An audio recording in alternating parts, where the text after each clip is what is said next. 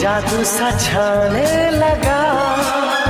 ভালোবাসার গল্পে প্রথম দেখায় প্রেম, এই গল্পটাই যেন সবচেয়ে বেশি শোনা। কিন্তু বলিউডের জনপ্রিয় জুটি কাজল আর অজয় দেবগানের গল্পটা ঠিক তার উল্টো। যার সঙ্গে 3 দশকেরও বেশি সময়ের সংসার, সেই অজয়কেই নাকি প্রথম দেখা একদমই পছন্দ হয়নি কাজলের।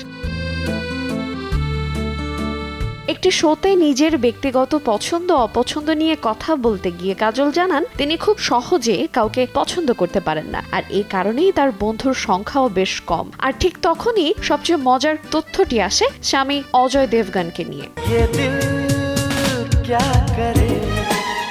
কাজলের ভাষ্য অনুযায়ী প্রথম দেখায় অজয়কে মোটেও ভালো লাগেনি তার, অথচ সেই মানুষটি পরবর্তীতে হয়ে ওঠেন জীবনের সবচেয়ে গুরুত্বপূর্ণ মানুষ। তবে শুরুতে পছন্দ না হলেও সময়ের সঙ্গে বদলে যায় সেই সমীকরণ।